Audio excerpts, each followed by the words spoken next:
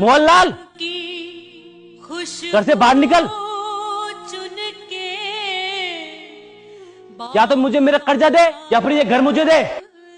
मैंने तो आपसे पहले ही मना किया था, इस आदमी से पैसे उधार मत लो, ये अच्छा आदमी नहीं है। अगर समय पर पैसे नहीं चुका पाए तो रही सही इज्जत भी चली जाएगी। दिन बुरे चल रहे हैं सावित्री, जो भी व्यापार शुरू किया सबने घाटा ही दिया। पिताजी के गुजरने के बाद सोचा चंगीराम से कुछ पैसे उधार लेकर एक व्यापार चालू करूं, उसमें भी घाटा चला गया। उसके बाद एक सगा छोटा भाई था, वो भी मुझे छोड़कर चला गया।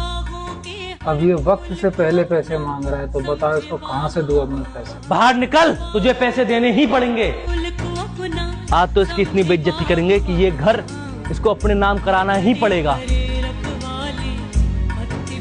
अरे सुन रही हो, कैसे भैया के लोग कपड़े फाड़ रहे हैं। बिना सोचे समझे लोगों से उधार लेंगे तो यही हाल होगा। आज मैं बड़ा खुश हूँ। पूरे 1 लाख रुपए लाया था, 10 महीने हो गए, देने का नाम नहीं है।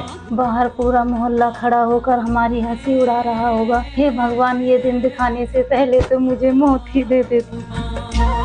अरे तू बाहर आ रहा है या फिर मैं अंदर आऊँ? तू देखती जा आज क्या ड्रामा होता है। बड़े ही लाड साहब थे, मुझे थप्पड़ मारा था ना उन्होंने, तो आज उनके साथ में यही होगा। ये लो जी, बाकी सब गहनों में से यही एक अमानत बची थी, इसे चंगी राम को देकर उससे कुछ दिन की मोहलत मांग लो। मौसम री तेरी ते हाय, मौसम री तेरी ते।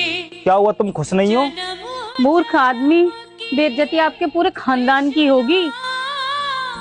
नहीं बल्कि हो रही है। वो 2 टके का आदमी आपके भाई की बेइज्जती कर रहा है और आप खड़े खड़े देख रहे हो। बड़ी अजीब बात है, आप उस पर हंस रहे हो।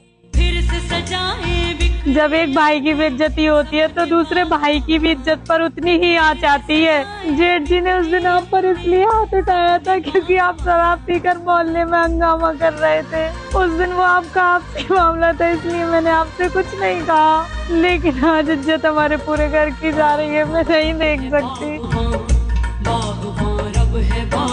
नहीं सावित्री, ये तुम्हारे सुहाग की निशानी है, मैं इसे नहीं ले सकता।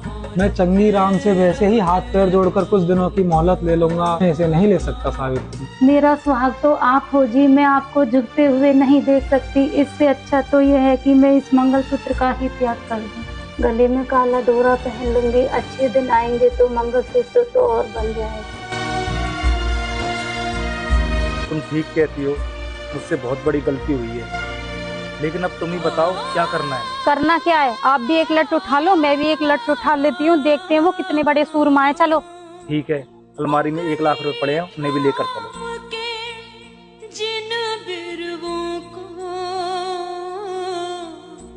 हमने दिखाई राह, आज पूरे पैसे चाहिए, मूल भी और ब्याज भी। उनके मन में तनिक नहीं पर। क्यों बे, इस तरह हमारे घर में क्यों आया तू? मैं तो अपनी वसूली लेने आया था। उधारी वसूल करने का ये कौन सा तरीका है? देखे बागवान पैसे नहीं मिल रहे तो पुलिस लेकर आ, कोर्ट में जा। ये कौन सा तरीका है पैसे वसूल करने का? अरे 1 लाख रुपए के चक्कर में ये तो 15 लाख के घर पे कब्जा करने आ गया। फिक्र मत कर सावित्री, अब भाई आ गया है, सब कुछ ठीक कर देगा। चलो जी, इसका हिसाब कर देते हैं। ये तेरे 1 लाख रुपए है और बाकी का ब्याज तुझे समय होने पर ही मिलेगा। पकड़ अपने 1 लाख रुपए और निकल यहाँ से।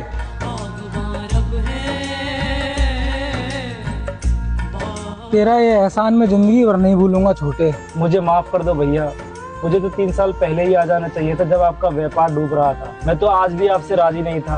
अगर एहसान मानना है तो अपनी बहू का मानो, जिसने मुझे सोए हुए को जगाया।